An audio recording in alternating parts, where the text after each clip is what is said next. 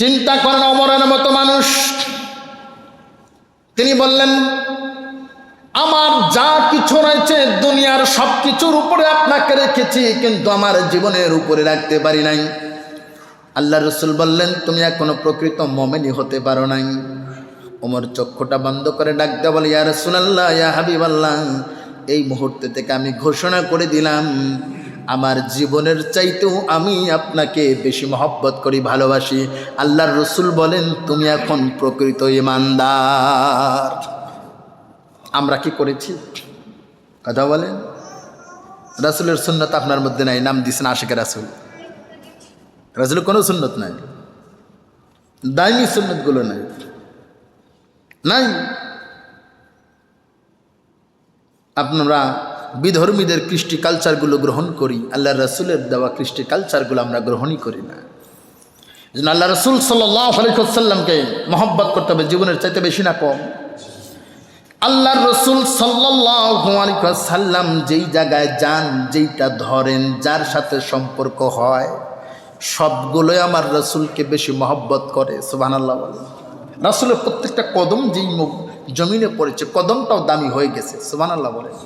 এই ভারত উপমহাদেশের একজন লেখক গুরুদত্ত সিং, বইটি আমার কাছে আছে, যদি কারো মন চায় বইটি নিয়ে পড়িয়ে। তিনি আল্লাহ রসুল সাল্লাল্লাহু আলাইহি সাল্লামের শানে একটি বই লিখেছে, তোমাকে ভালোবাসি হে নবী। গুরুদত্ত সিং সে মুসলমান হয়েছে কিনা এই তথ্য আমাদের কাছে নেই। বইটির অনুবাদ করেছে আবু তাহের মোহাম্মদ মিসবাহ। তিনি লিখেছে তোমাকে ভালোবাসি হে নবী।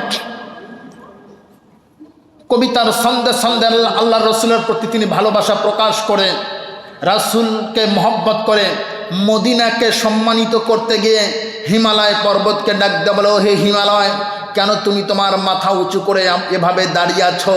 কি গর্ব আছে যা তুমি বলতে পারো? তোমার মাথা উঁচু করে দাঁড়ানো বিশাল হিমালয় পর্বতের চাইতেও মদিনার ধুলাবালি অনেক দাম। এটা কে বলতেছে? একটা হিন্দু, গুরুদত্ত। তিনি বলেন তুমি কোনোদিন রাসূলকে দেখো নাই, নবী মোহাম্মদকে দেখো নাই, নবী মোহাম্মদের স্পর্শ তোমার গায়ে কোনোদিন পড়ে নাই, কিন্তু মদিনার ধুলাবালি গুলামার রাসূলের স্পর্শ পেয়েছে। সুবহানাল্লাহ। গুরুদত্ত সিং বলতে চায় আল্লাহর আরশের চাইতেও মদিনার ধুলাবালি রাসূলের স্পর্শ পাওয়ার কারণে ধন্য হয়ে গেছে। সুবহানাল্লাহ বলবেন না? আর তুমি বলো সেই মদিনাতে যাওয়া যাবে না? জ্ঞান পাপী।